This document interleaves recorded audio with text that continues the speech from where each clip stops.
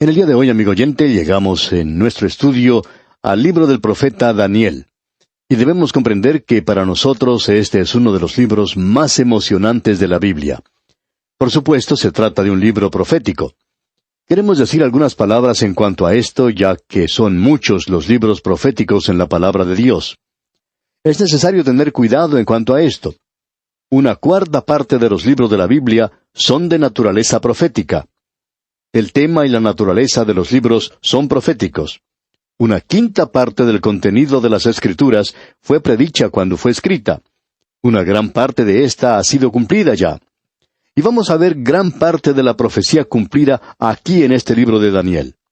Así es que la profecía puede ser dividida en dos partes: la profecía cumplida y la profecía que no ha sido cumplida aún.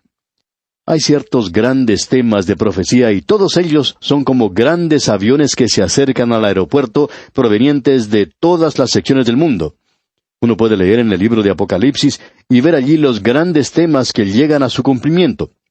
Tenemos al Señor Jesucristo. Él es el tema principal de la profecía. La nación de Israel, las naciones gentiles, el mal, Satanás, el hombre de pecado, la gran tribulación y también cómo va a terminar la edad presente. Luego tenemos a la iglesia. La iglesia, como ya hemos dicho anteriormente, no se encuentra en el Antiguo Testamento. Por tanto, no habrá ninguna referencia a ella en el libro de Daniel. Y luego tenemos el reino, el milenio y el futuro después de los 1000 años. Estos son los grandes temas de la profecía. Ningún estudiante de las Escrituras, ninguno que estudia la Biblia, puede llegar a ser un creyente de completa madurez sin el conocimiento de la escatología o de la profecía. Y el abandono de la profecía ha producido algunos resultados dañinos, los cuales creemos son muy evidentes en el presente.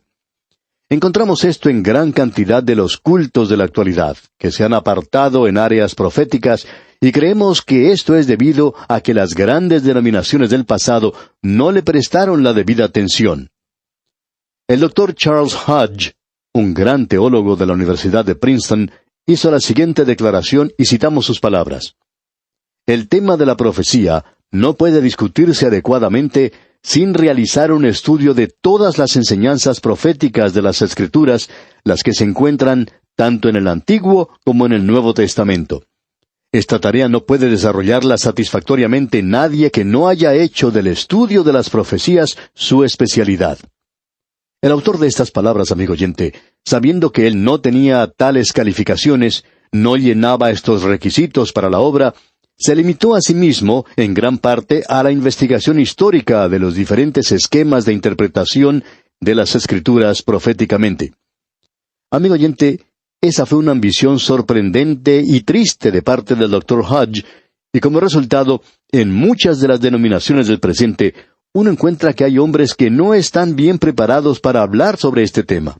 Y por supuesto, ellos lo rechazan y lo dejan de lado como si fuera algo sin importancia. Y hay muchos que se han involucrado en la profecía de tal manera que producen declaraciones sensacionales, salen con las cosas fanáticas y no debería ser así.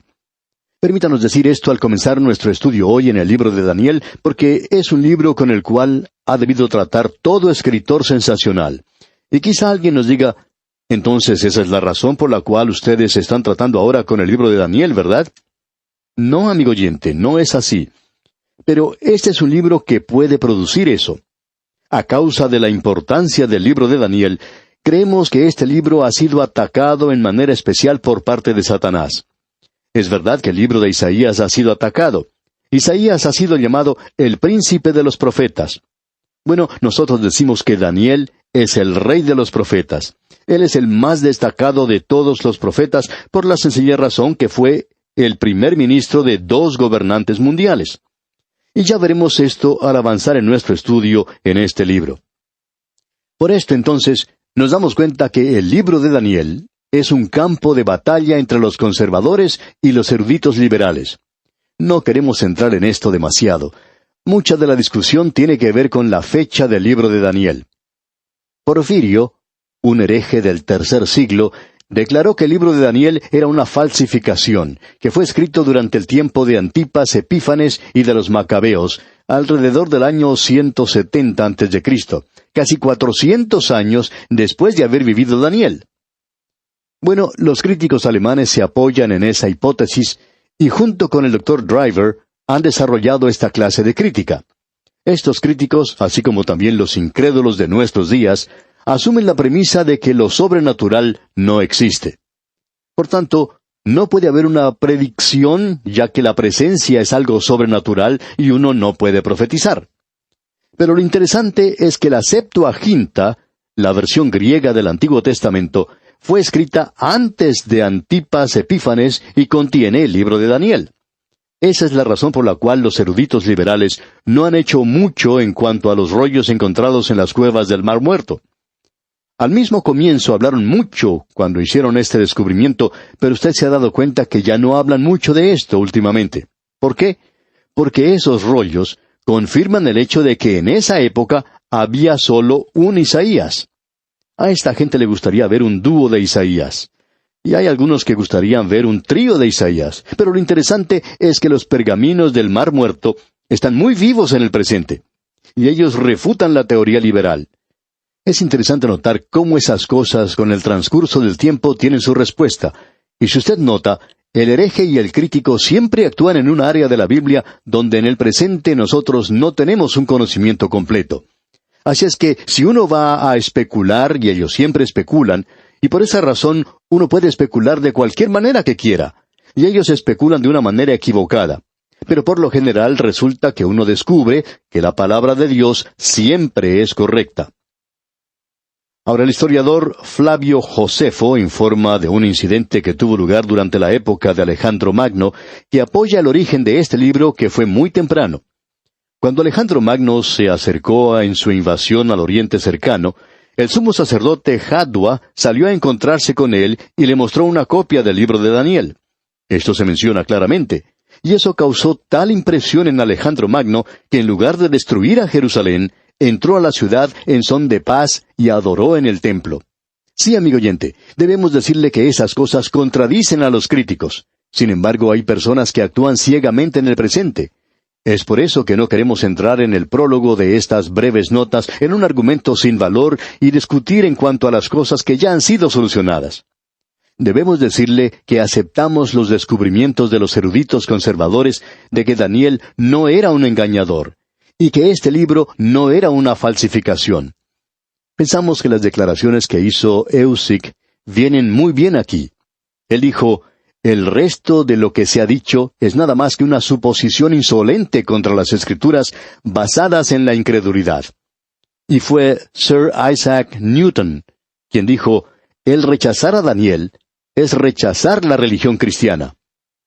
El Señor Jesucristo llamó a los fariseos hipócritas, pero Él llamó a Daniel el profeta. Y eso es interesante. Por supuesto que nosotros estamos de acuerdo con el Señor Jesucristo. Nosotros llamamos a Daniel profeta y llamamos a estos críticos hipócritas. Así es como pensamos y por supuesto podríamos estar equivocados.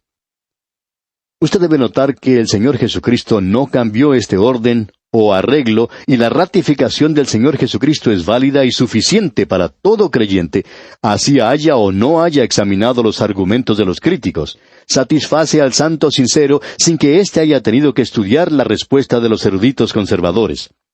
Reconocemos que de Daniel se habla en el Nuevo Testamento y como profeta. Ahora esto nos lleva a decir algunas palabras en cuanto a Daniel mismo, antes de entrar de lleno al libro de este profeta. Creemos que se conoce más de Daniel que de cualquier otro profeta.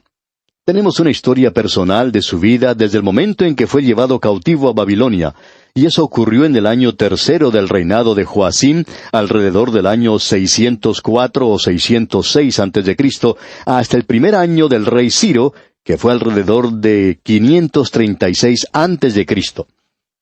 La vida y el ministerio de Daniel unen los 70 años de la cautividad. Al comienzo del libro, ese muchacho adolescente es al final un anciano de unos 80 o más años.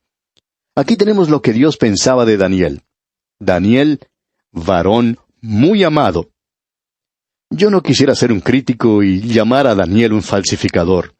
Algún día me voy a encontrar cara a cara con Daniel en el cielo, y allí voy a descubrir que él tiene una reputación muy buena, un hombre muy amado. A mí me gustaría que los críticos tuvieran esa clase de reputación en el cielo y en la tierra. Ahora, hay tres palabras que caracterizan la vida de Daniel: propósito, oración y profecía. En primer lugar, Daniel era un hombre de propósito. Ya vamos a ver eso. Cuando el rey decretó que todos tenían que comer la misma cosa, Daniel y sus amigos decidieron que ellos iban a obedecer la ley de Moisés. Él era un hombre de propósito. Y vamos a encontrar mención en cuanto a esto a través de todo este libro. Este hombre se mantuvo firme y tuvo el valor de hablar la palabra de Dios. Que Dios tenga misericordia de los hombres que dicen ser mensajeros de Dios a este mundo, pero que no tienen el valor de declarar la palabra de Dios. Gracias a Dios por aquellos que lo están haciendo en el presente, y hay muchos, por cierto, que lo están haciendo. Ahora, Daniel también era un hombre con un propósito. Amigo oyente, el estudio de la profecía no le va a llevar a usted al fanatismo o al sensacionalismo. Le va a llevar a usted a una vida de santidad y de temor de Dios. Juan dijo allá en su primera epístola, capítulo 3, versículo 3, «Y todo aquel que tiene esta esperanza en Él, se purifica a sí mismo, así como Él es puro». Daniel no era solamente un hombre de propósito, sino que era un hombre de oración. Tenemos varias menciones de esto. De paso, digamos que fue la oración la que llevó a este hombre a parar al foso de los leones. ¿Qué le parece eso como respuesta a la oración, amigo oyente? Bien, debemos decir que Daniel era un hombre de oración, y veremos eso al leer este libro. Pensamos que la profecía y la oración son dos cosas que andan juntas. Ahora, Daniel era también un hombre de profecía. El libro de Daniel, como veremos, se divide en dos partes iguales. La primera parte es histórica, y la segunda parte es profecía. Y vamos a ver en esta sección en particular que Daniel tiene mucho que decir, aún en su primera sección, en cuanto a la profecía. Y mucho de esto, digamos de paso, ya ha sido cumplido. Creemos que el libro de Daniel fue escrito entre los años 606 y 536 antes de Cristo, durante ese período. Ya veremos por qué hacemos esta declaración en cuanto a este libro. Ahora, dijimos hace un momento que uno puede dividir a este libro en dos partes iguales. La primera parte la llamamos la noche histórica, y la última, la luz profética. En la última sección, comenzando con el capítulo 7 hasta el 12, encontramos la luz profética en la noche histórica. En la primera sección, en el capítulo 1, tenemos la decadencia de Judá y la caída de Jerusalén. Daniel es llevado cautivo a Babilonia y él decide elegir a Dios. Luego, en el capítulo 2, tenemos el sueño de Nabucodonosor. En el capítulo 3 tenemos el decreto de Nabucodonosor de obligar a una idolatría universal. Y luego, en el capítulo 4, tenemos el sueño de Nabucodonosor de un gran árbol. Ese árbol cayó y nos habla de su período de locura, de su período de enajenación mental. Y luego, en el capítulo 5, se predice la caída de Babilonia. En el capítulo 6 tenemos que un decreto de Darío coloca a Daniel en el foso de los leones. Y vamos a tratar de seguir este bosquejo, y en el día de hoy queremos por lo menos llegar al umbral de este libro en el capítulo 1. Y esperamos que usted tenga ante sí nuestras notas y bosquejos, porque esto va a ser de mucha ayuda en este estudio. Si no las tiene todavía, todo lo que usted tiene que hacer para recibirlas es escribirnos, como hemos dicho antes, y con todo gusto se las enviaremos a su dirección sin costo alguno de su parte. Así es que, escríbanos hoy mismo. Al seguir nuestro estudio en este libro de Daniel, vamos a entrar en mucho detalle aquí. Creemos que la clave de este libro se encuentra en el capítulo 2, versículo 44, donde dice: «Y en los días de estos reyes, el Dios del cielo levantará un reino que no será jamás destruido, ni será el reino dejado a otro pueblo. Desmenuzará y consumirá a todos estos reinos, pero él permanecerá para siempre». Ahora, en el capítulo 1 tenemos, como hemos dicho, la decadencia de Judá, la caída de Jerusalén. A Daniel se le lleva cautivo a Babilonia, y él decide ser fiel a Dios. En los primeros 5 versículos tenemos la decadencia y la caída de Jerusalén, así como también la batalla de Nabucodonosor. Luego, en los versículos 6 al 14, tenemos la decisión de Daniel, uno de los cautivos, de ser fiel a Dios. Y luego en los versículos 15 al 21 tenemos la vida de Nabucodonosor en el desarrollo de Daniel y sus 3 amigos. Veamos la caída y la decadencia previa de Jerusalén en manos de Nabucodonosor, rey de Babilonia. El versículo 1 dice, En el año 3 del reinado de Joacim, rey de Judá, vino Nabucodonosor, rey de Babilonia, a Jerusalén y la sitió. Ahora Joacim había sido puesto en el trono de Judá por Faraón Necao, para reemplazar a su hermano Joacás. Estos 2 hombres eran hijos de Josías, pero ambos eran malos, aun cuando su padre, como hemos visto anteriormente, era un hombre muy piadoso. Él fue quien guió en realidad el último avivamiento. El verdadero nombre de Joacim era Eliakim, según leemos en el 2 libro de Reyes, capítulo 23, versículo 34. Y fue durante su reinado que Nabucodonosor vino por primera vez contra Jerusalén. Eso ocurrió alrededor del año 606 a.C. Él se apoderó de la ciudad en el año 604 a.C. La ciudad, sin embargo, no fue destruida, y el primer grupo de cautivos fue llevado a Babilonia. Entre estos se encontraba Daniel y sus 3 amigos, y miles de otras personas. Cuando murió Joacim, su hijo Joaquín ocupó el trono. Este se rebeló contra Nabucodonosor, quien en el año 598 sitió a Jerusalén nuevamente. Y esta vez tampoco es destruida Jerusalén, pero el rey y su madre y todos los utensilios de la casa del Señor fueron llevados a Babilonia, y ahora una cantidad mayor de prisioneros es llevada allí. Evidentemente, entre los que formaban este grupo estaba Ezequiel. Cuando estudiamos el libro de Ezequiel mencionamos muchos detalles en cuanto a esto. Todo esto se puede leer en los capítulos 23 y 24 del 2 libro de los Reyes. Ahora Sedequías, el tío de Joaquín, quien fue hecho rey más adelante, también se rebeló contra Nabucodonosor, y esta vez Nabucodonosor vino contra la ciudad, destruyó el templo y quemó a Jerusalén. Y los hijos de Sedequías fueron asesinados en su presencia, y a él se le arrancó los ojos, como lo podemos leer en el 2 libro de Reyes, capítulo 25, versículo 7. Él fue a la cautividad en la deportación final alrededor del año 588 a.C. Y de paso digamos que eso fue en cumplimiento de la profecía que había dado Jeremías, allá en Jeremías capítulo 25, versículos 8 al 13. Usted recuerda que Jeremías había dicho que los profetas que decían lo contrario eran profetas mentirosos, es decir, falsos profetas. Jerusalén iba a ser destruida. Ezequiel dijo lo mismo, y estos 2 hombres simplemente tuvieron la razón. Y confiamos en que usted estudiará junto a nosotros cada capítulo de este interesante libro profético. Será pues, hasta entonces, es nuestra oración que el Señor le bendiga en gran manera.